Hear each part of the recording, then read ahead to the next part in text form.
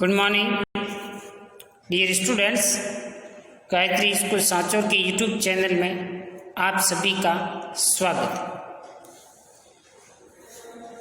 12th agriculture science lesson number 8 plant प्रवर्धन, पादप प्रवर्धन टॉपिक अपना चल रहा था।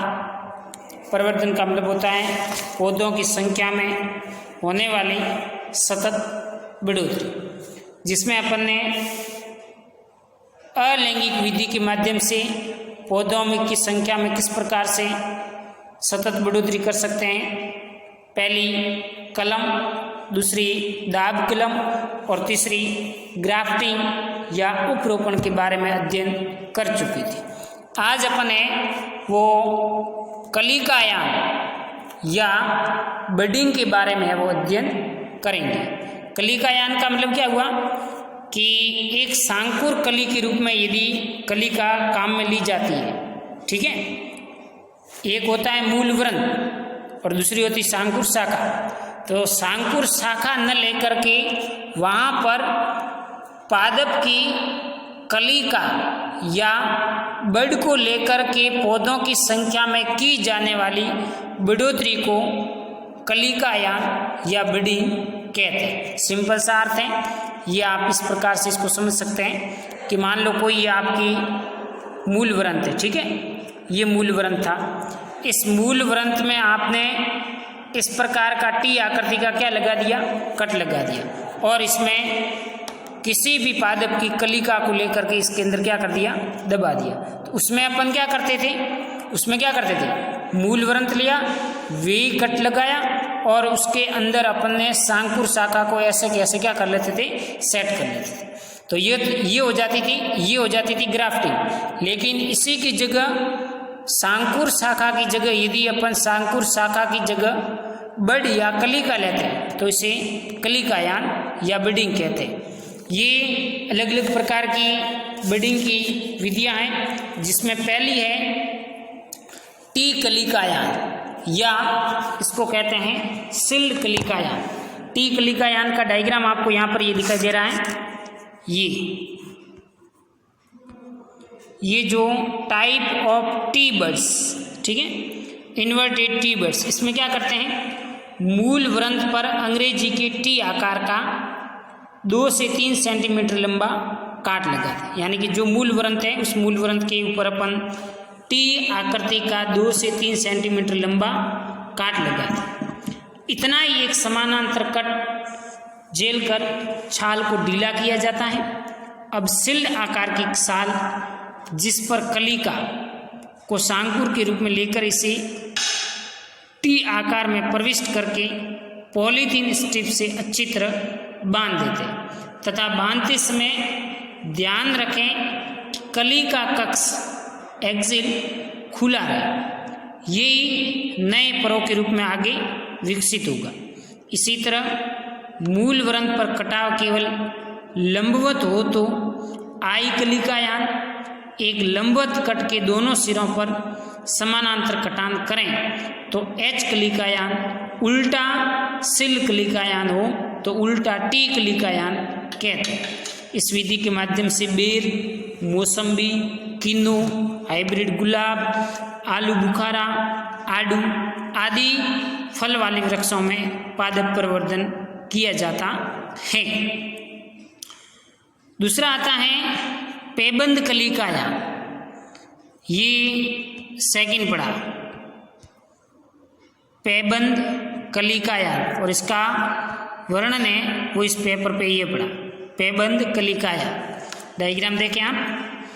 पैच बडिंग में मूल व्रंत पर भूमि से 20 से 25 सेंटीमीटर ऊंचाई पर 2 से 3 सेंटीमीटर लंबी आयताकार आकृति में छाल काटकर अलग कर दी जाती है। जैसा कि आप इसमें बड पेच पेबंद कलिकायान देख रहे हैं।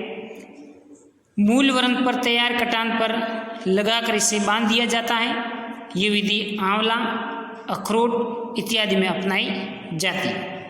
जब मूल व्रंत पर 3 तरफ कटान लगाकर छाल फ्लैप, बार्क फ्लैप को उठा लिया जाता है तथा सांकुर शाखा से कलिका युक्त छाल, इसे फ्लैप में बांध देते हैं। इसे फोरकट कलिकायान के नाम से जाना जाता है। तीसरा है, चौथा छल्ला कलिकायान। ये पड़ा छल्ला कलिकायान। मूल वृंत के ऊपरी भाग के कटे हुए सिरे पर, मूल वृंत के ऊपरी भाग में कटे हुए सिरे से 2 सेंटीमीटर नीचे तक छाल को हटाकर वलय बना दी जाती है, जैसा कि आप इसमें इस डायग्राम में देख पा रहे हैं। ठीक है, ये छाल कट कर ली, हटाकर वलय बना दी जाती है। अब वलय के रूप के बराबर की व्यास की कलिका निकालकर इसमें पहना दी जाए। इसी वलय के बराबर की ये जो आपको कलिका दिखाई दे रही है, ये ठीक है, ये वाले, इस कलिका को आप इस वाले भाग में क्या कर देंगे, पहना देंगे। सिंकोना, सहतूत और बेर के पादपों में ये काम कर सकते हैं। जब मूल वृंत के चारों ओर से घेरे के रूप में छाल हटाकर कलिका ट्यूब रूप में निकालकर मूल वृंत पर बांध देते हैं और वलय न होकर कटान होता है, तो उसे फ्लूट कलिकायान कहते हैं। नेक्स्ट है चिप कलिकायान या शिखर रोपण के नाम से जाना जाता है। ये डायग्राम है, ये है चिप कलिकायान, शिखर रोपण। मूल वृंत में जमीन से ऊपर 1 फीट ऊंचाई पर 3 से 5 सेंटीमीटर लंबाई की एक ग्रूव खांच तैयार की जाती है। सांकुर शाखा को लकड़ी सहित साल इसी आकार में काट कर लगाकर बांध दिया जाता है। अंगूर में प्रवर्धन की ये एक अच्छी विधि मानी जाती है।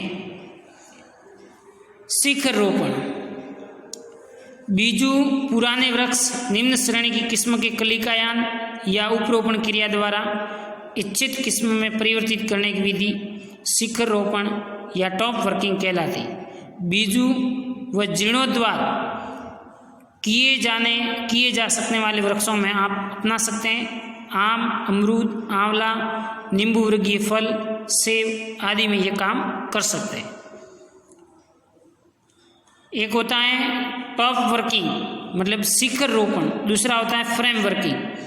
जब पुराने पौधे को बिना हेडबैक किए विभिन्न शाखाओं के पार्श्व में अधिक संख्या में उपरोपण या कलिकायान कर इच्छित किस्म में परिवर्तित क्रिया अपनाई जाती है, इसे फ्रेम वर्किंग के नाम से जाना जाता है।